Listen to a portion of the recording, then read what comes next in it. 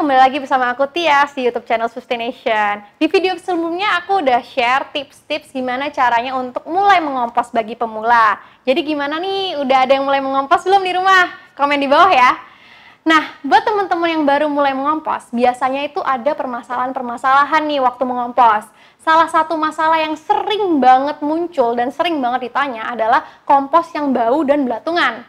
Nah, di video ini aku mau share tips-tips gimana supaya caranya kompos di rumah itu nggak bau dan mudah-mudahan nggak belatungan. Penasaran kan gimana caranya? Tonton videonya sampai akhir ya.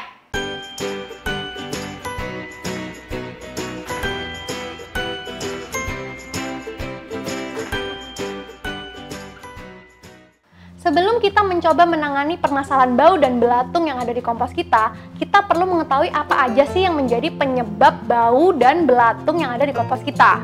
Nah, in general ada 3 penyebab utama kompos kita menjadi bau. Nah, masing-masing permasalahan ini punya solusinya sendiri. Kita belajar supaya kita mengenal masalahnya apa, sehingga kita bisa menyelesaikan permasalahan ini dengan solusi yang tepat, sehingga komposnya jadi gak bau dan gak belatungan. Penyebab pertama kompos kita menjadi bau adalah terlalu banyak kandungan material hijau atau sampah organik. Sampah organik itu bisa berubah sisa makanan atau sisa-sisa masakan yang ada dari dapur kita. Nah, sumber material hijau ini merupakan sumber nitrogen yang kalau proporsinya terlalu banyak itu memang bisa menyebabkan sedikit bau busuk di kompos kita. Nah, cara mengatasinya gimana? Kita bisa menambahkan proporsi material coklat dengan lebih banyak atau ya secukupnya lah ya. Itu material coklatnya bisa berupa daun kering, sekam, bisa berupa sekam mentah, sekam bakar, kemudian bisa ada kokopit, terus serbuk kayu, serbuk gergaji atau material coklat lainnya. Nah, kalau misalnya bau busuknya nih udah nggak ketolong banget, busuk banget baunya, nah kita bisa menambahkan pupuk kompos jadi atau pupuk kandang yang kita bisa beli di toko supaya membantu proses penguraian dan pengomposannya tuh berlangsung lebih cepat. Penyebab yang kedua, mengapa kompos kita menjadi bau busuk dan belatungan adalah kurangnya sirkulasi udara yang cukup di dalam komposter. Komposter yang kurang sirkulasi udaranya ini bisa memproduksi gas-gas metana dan pastinya bau busuk.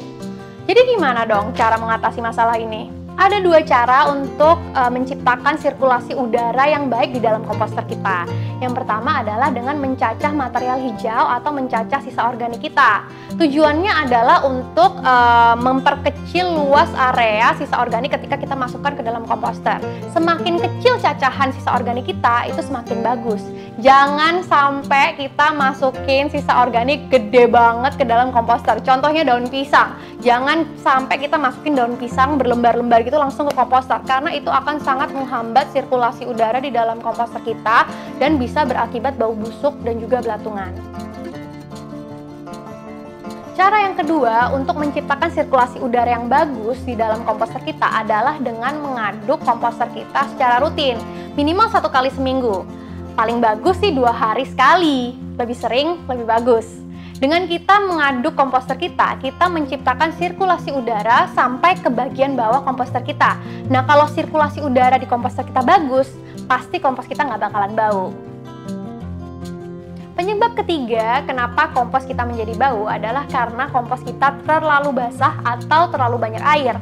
Kok bisa terlalu banyak air? Bisa jadi komposter kita sempat kena hujan secara langsung, atau kita memasukkan sisa-sisa organik yang bentuknya tuh kuah, sisa makanan, sisa nasi basi, atau hal-hal lainnya yang berkuah dan memicu air yang terlalu banyak di dalam komposter kita. Nah, cara mengatasinya gimana? Kita bisa memasukkan material coklat lebih banyak, jauh lebih banyak. Misalnya kita memasukkan sekam kering, sekam mentah, sekam matang itu bisa, daun kering, atau bahkan pupuk kompos atau pupuk kandang yang sudah jadi untuk membantu proses pengomposan atau menghilangkan bau busuk ini dengan lebih cepat.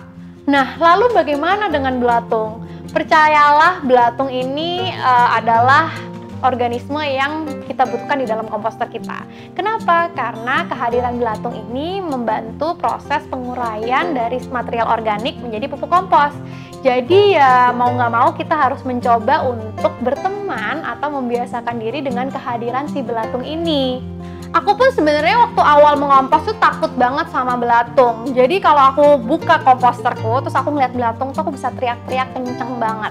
Jadi di video ini aku juga akan share 3 tips penting banget buat temen-temen yang mau mulai mengompos tapi takut sama belatung, supaya seenggaknya kita tidak perlu berinteraksi secara langsung ke belatung-belatung ini. Tips yang pertama, pastikan kita memasukkan proporsi material hijau dan coklat secara seimbang. Biasanya aku memasukkan material hijau berbanding dengan material coklat itu adalah 1:2.